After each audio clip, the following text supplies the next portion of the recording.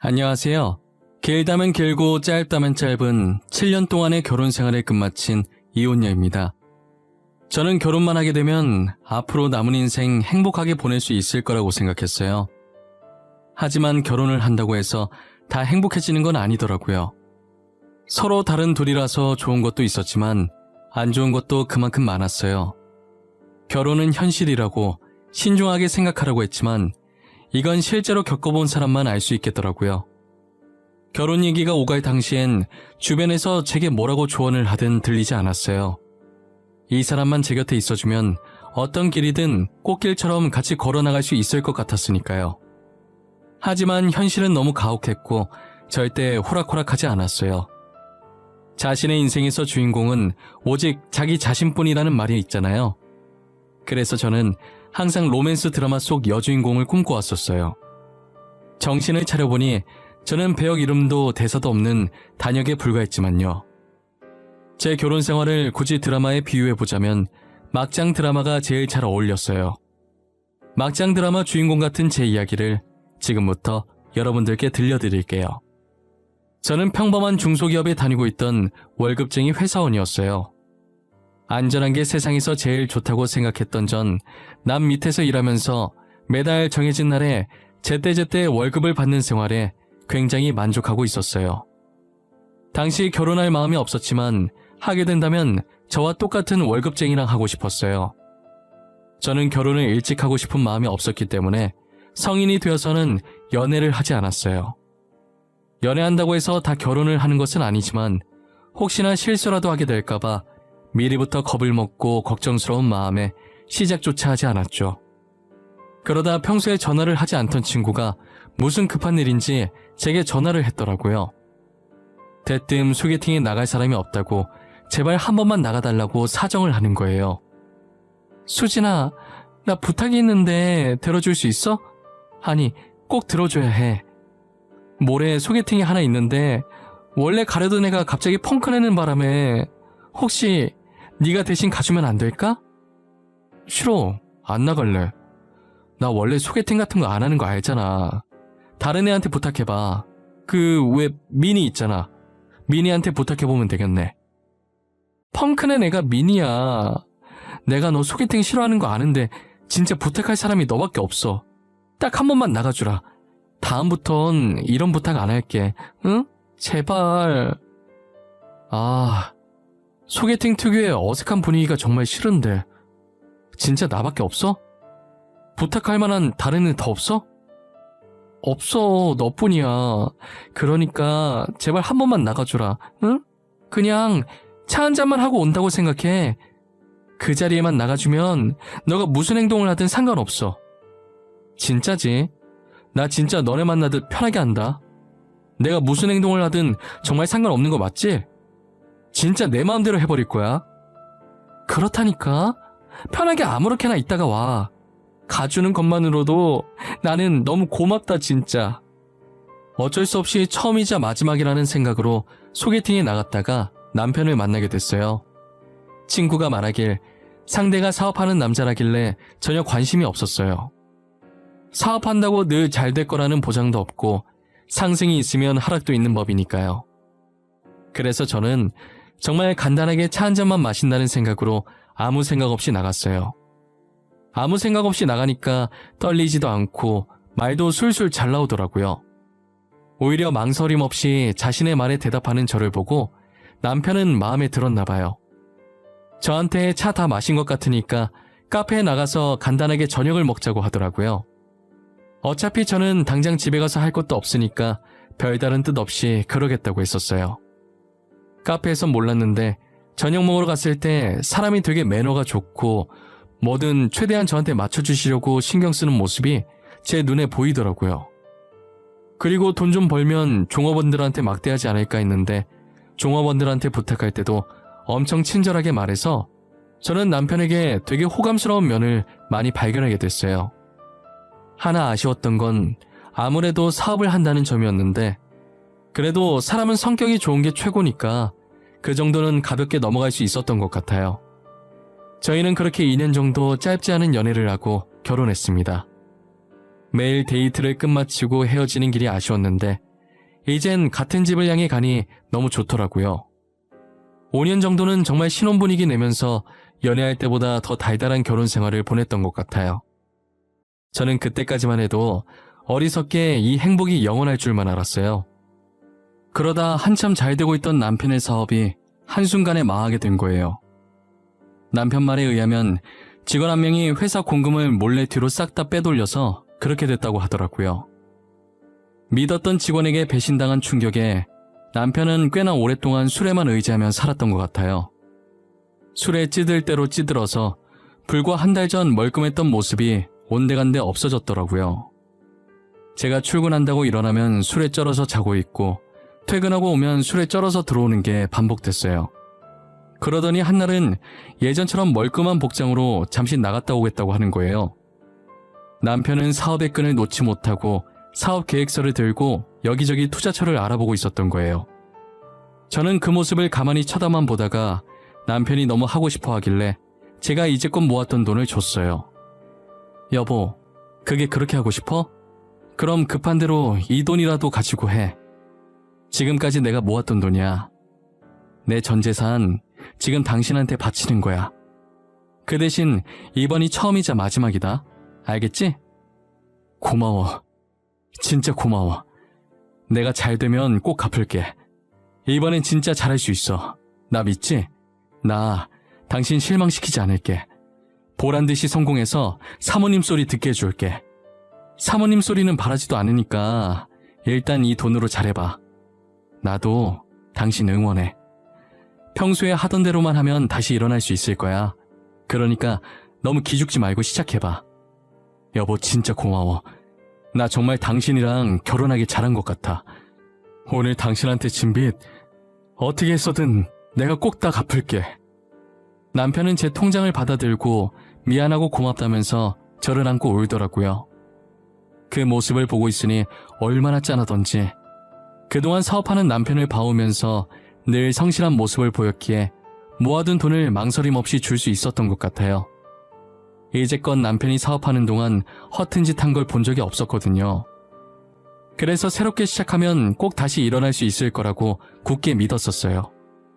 하지만 남편의 사업은 처음 했었던 사업처럼 쉽게 되지 않았고 결국 또 망하게 되었죠. 그런데 문제는 남편이 저 몰래 집을 담보로 대출까지 받아서 사업을 한 것이었더라고요. 여보, 이게 뭐야? 우리 집이 왜 경매로 넘어가? 당신 혹시... 아니지? 설마 우리 집 담보로 대출 받은 거야? 여보, 미안해. 나도 잘해보고 싶어서 그랬던 거야. 당신이 준 돈으로는 부족하더라고. 그래서 그렇게 한 건데 이렇게까지 될 줄은 몰랐어. 그랬으면 나한테 먼저 말했어야지. 이렇게 중요한 일을 당신 혼자 결정하면 어떡해? 이 집 당신 혼자 사는 집도 아니잖아. 만약에 집 넘어가면 당장 어디로 가냔 말이야. 결국 집은 경매로 넘어가게 되었고 저희는 빈털터리로 겨우 발 뻗을 수 있는 단칸방에서 다시 시작했어요. 아직 저희 사이에 아이도 없고 둘뿐이니까 언제든 원래의 삶을 되찾을 수 있을 거라 생각했어요. 저는 남편에게 안정적으로 제때 월급이 들어오는 회사에 취직을 하라고 권했었어요. 하지만 남편은 첫 사업으로 한번 돈맛을 보느라 그런지 사업을 포기 못하겠다고 하더라고요.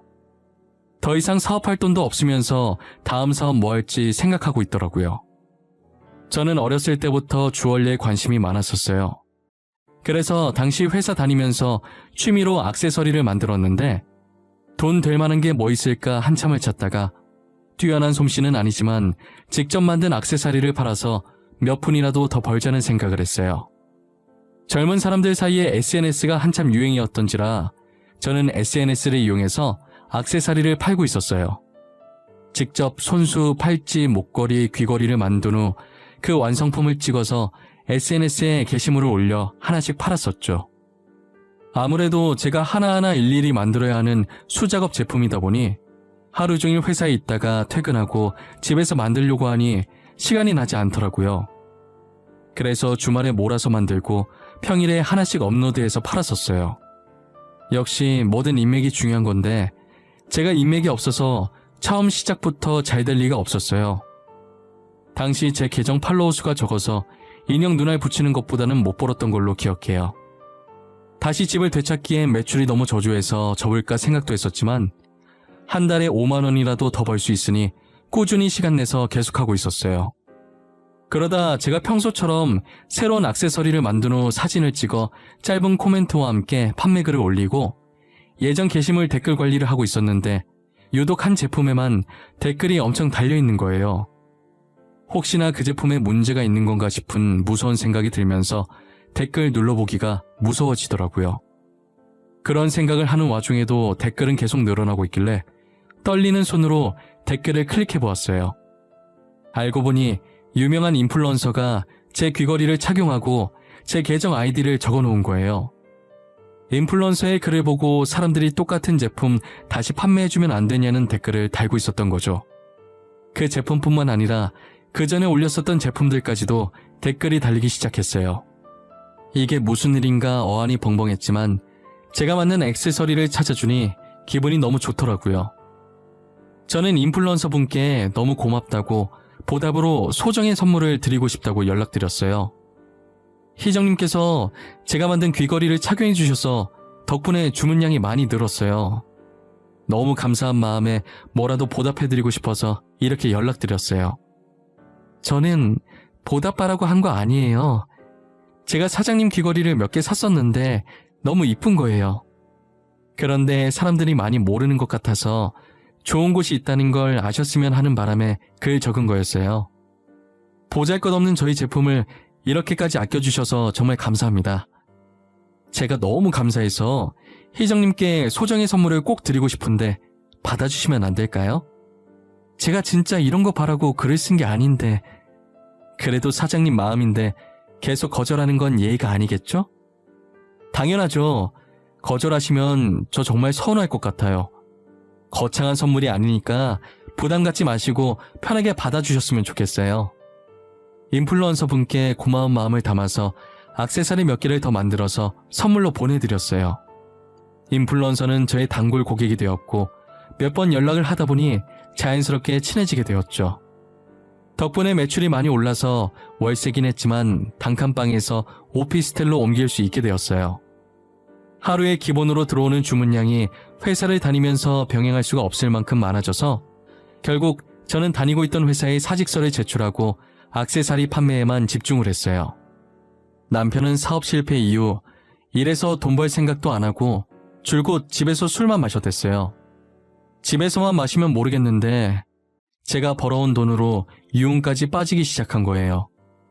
한날은 남편이 평소처럼 밖에서 술을 마시고 집에 들어왔는데 여자 향수 냄새가 진동을 했죠. 저는 100번 양보해서 스트레스 풀 곳이 없으니 한두 번 정도는 갈 수 있다고 생각했어요. 제가 별말 하지 않으니 그래도 된다고 생각한 건지 거기서 만난 여자랑 바람을 피우고 있더라고요. 유흥에 빠졌다는 건 애진장이 알고 있었지만 바람 피고 있다는 걸 전혀 몰랐었어요. 남편에 대한 믿음으로 의심조차 하지 않다가 상간녀가 저희 집까지 찾아오고 나서야 알게 되었죠. 그런 곳에서 만난 여자라 그런지 당돌하게 저한테 찾아와서 이혼을 해달라는 거예요. 어찌나 당당하던지 제가 남편을 뺏긴 사람이 아니라 뺏은 사람인 줄 알겠더라고요. 처음엔 남편이 꽃뱀한테 잘못 걸렸구나 라고 생각해서 돌려보내려고 했는데 여자가 남편과 만나고 있는 중이라는 증거 사진들을 보여주더라고요. 저는 사진들을 보자마자 화가 나서 온몸이 떨리기 시작했고 동공이 흔들리더라고요. 여자는 제가 손을 떨며 사진을 들고 있자 코웃음을 한번 치더니 이혼 잘 생각해보라고 하고 가더라고요. 지금 나랑 뭐 하자는 거야? 내가 당신 옷에서 여자 향수 냄새 나도 아무 말 안 했어. 내가 호구라서 아무 말 안 한 줄 알아? 그렇게 좋으면 내가 이혼해 줄 테니까 그 여자랑 살지 그래? 여보, 미안해. 잘못했어. 잠깐 실수한 거야. 그러니까 한 번만 봐줘. 어?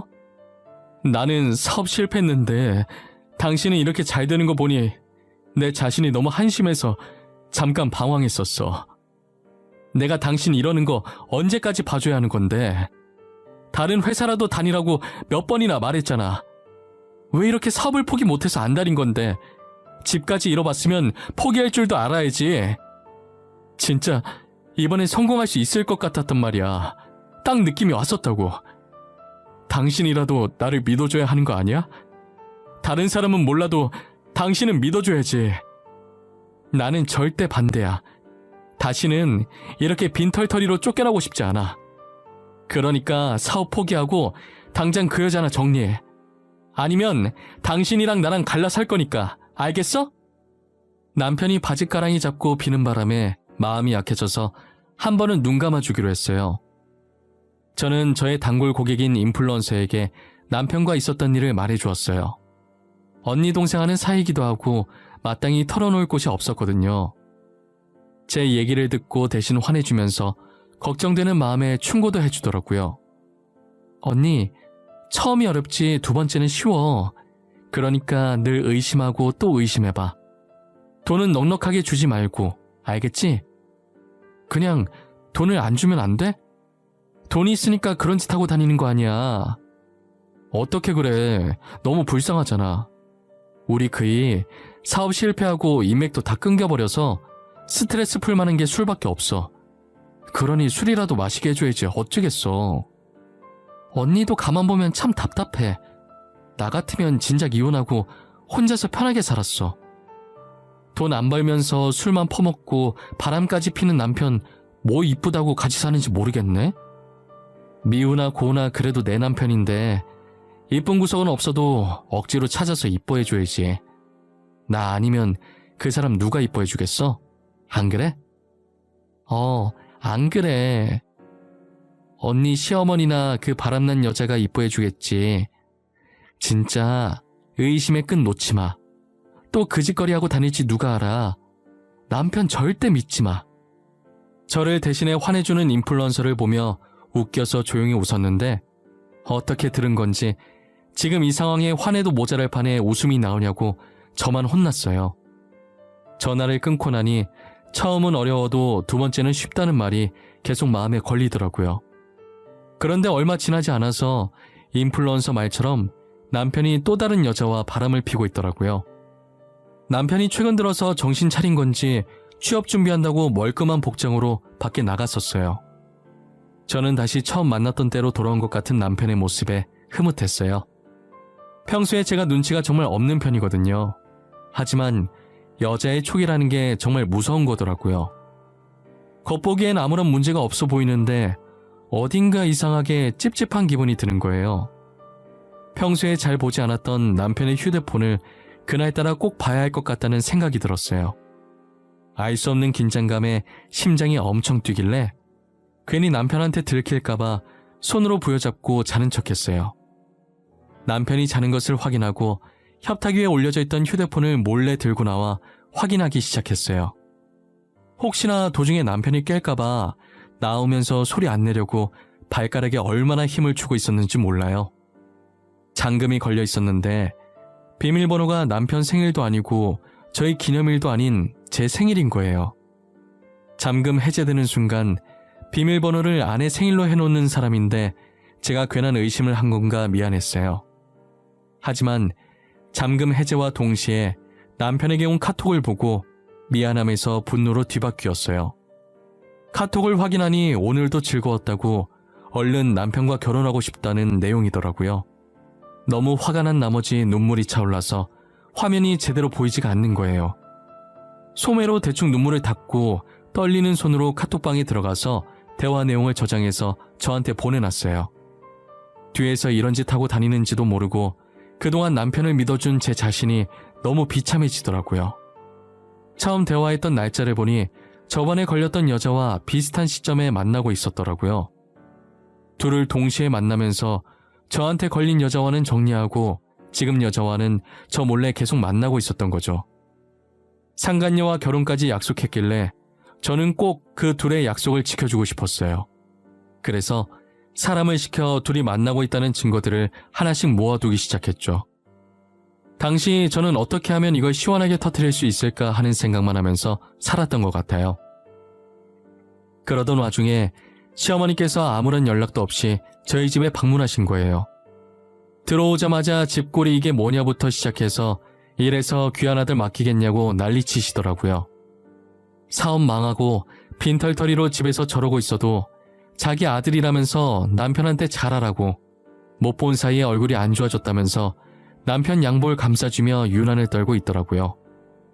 그 꼴을 보고 있자니 둘 다 제 집에서 확 내쫓고 싶었어요. 그러더니 대뜸 저한테 돈 좀 버는 것 같은데 모아둔 돈 있으면 달라고 하시는 거예요. 내가 듣자 하니 요즘 둘째가 귀걸이, 목걸이 만들어서 돈 좀 번다며? 그럼 모아둔 돈 꽤나 있을 것 같은데. 그치? 어머님, 그래서 저한테 하시고 싶은 말씀이 뭐예요? 돈 내놓으라고 말하시려는 거예요? 죄송한데 제가 모아둔 돈이 없어요. 수익이 꽤 된다고 하던데 모아둔 돈이 왜 없어? 그러지 말고 모아둔 돈 좀 줘봐. 이번에 우리 첫째가 가게 확장 이전을 해야 하는데 돈이 모자라서 그래. 저 진짜 돈 없어요. 어머님이 저한테 돈 맡겨놓으신 것도 아니잖아요. 그동안 남편이 제 돈으로 술 퍼마시고 여자 만나러 다니느라 못 모았어요. 제 말에 시어머니께서는 살짝 당황한 듯 대답을 못하시고 남편을 쳐다보더라고요.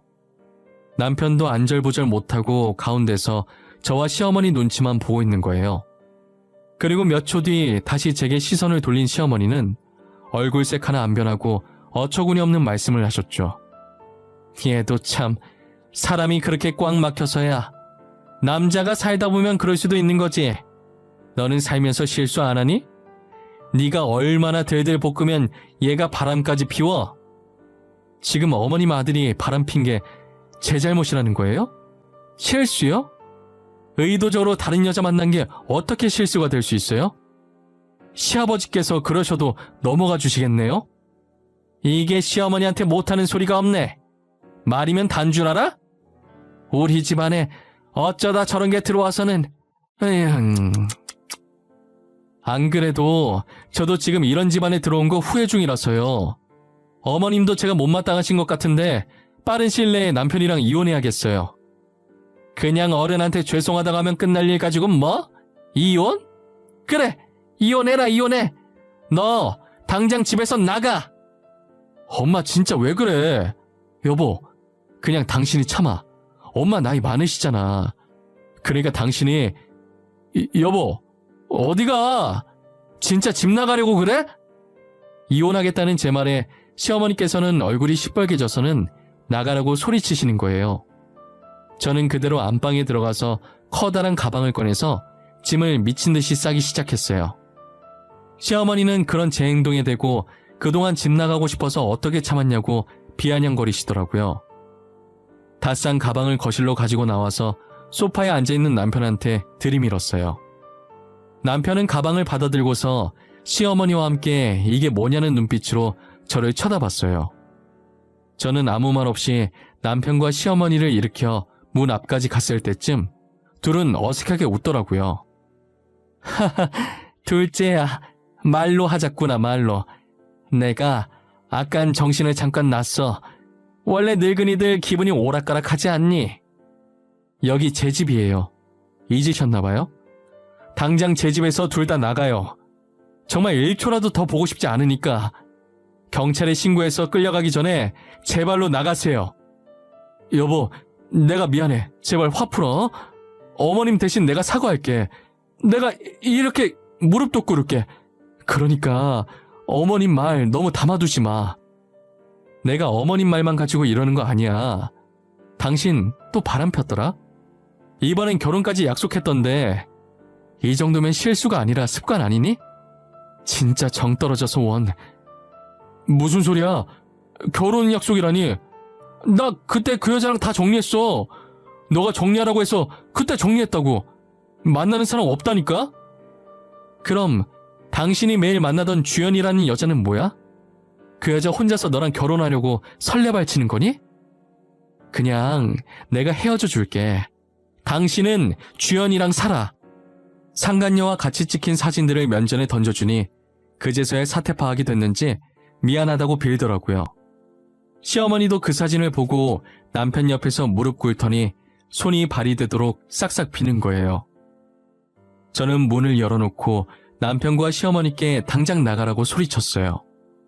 꿈쩍도 하지 않길래 휴대폰을 들어 경찰서에 전화하는 신용을 하니 그제서야 헐레벌떡 나가더라고요.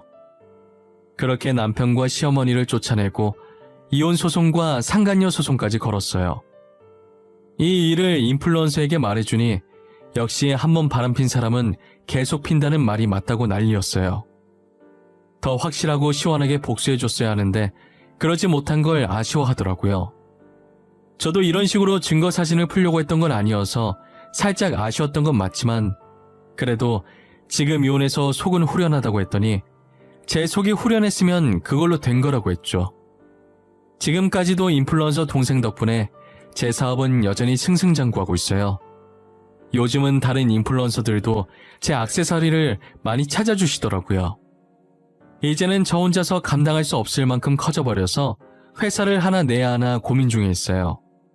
하지만 전 남편이 한번 직원한테 배신당해서 사업 망하는 걸 봐온 터라 고민이 되더라고요. 모든 사람들이 배신하는 것은 아니지만 그렇다고 해서 모든 사람들이 믿을 만한 것도 아니잖아요. 인플루언서가 쇼핑몰을 하고 있는 게 있는데 같이 동업하는 게 어떻겠냐고 물어보더라고요. 아무래도 인플루언서가 유명하니까 그 쇼핑몰도 매출이 장난 아니었어요. 자기 쇼핑몰로 들어오면 자기가 알아서 다 해주겠다고 하더라고요. 충분히 생각해보고 연락달라고 하길래 저는 3달 정도 심사숙고해서 같이 동업하기로 결정했어요. 정말 쇼핑몰 직원들이 다 알아서 하고 저는 디자인만 그려서 보내주면 끝이더라고요. 제가 만든 액세서리 수익도 정확하게 오차없이 분배해서 줬어요. 그리고 제가 독립해서 단독 쇼핑몰을 운영할 수 있게 가르쳐 주더라고요.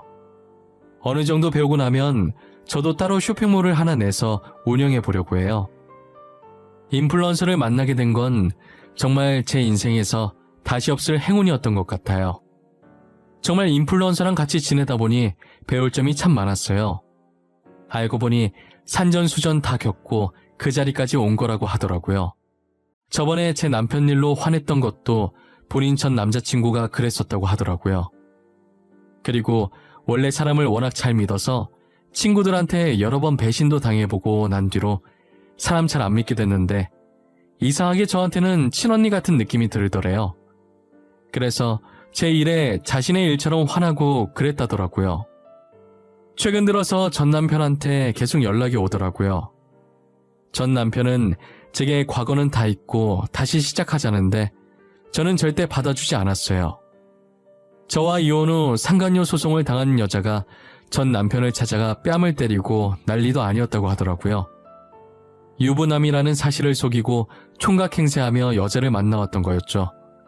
결국 저랑 이혼하고 상간녀랑도 헤어지니 다시 거머리처럼 저한테 들러붙으려고 한 거예요. 가끔 전 시어머니도 찾아오시던데 진절머리 나서 이사하고 번호도 바꿔버렸답니다. 그렇게 저는 7년 동안의 결혼 생활을 완전히 끝마쳤어요. 지금 생각해보니 전 남편과 저 사이에 애가 없었던 게 정말 천만다행이었어요.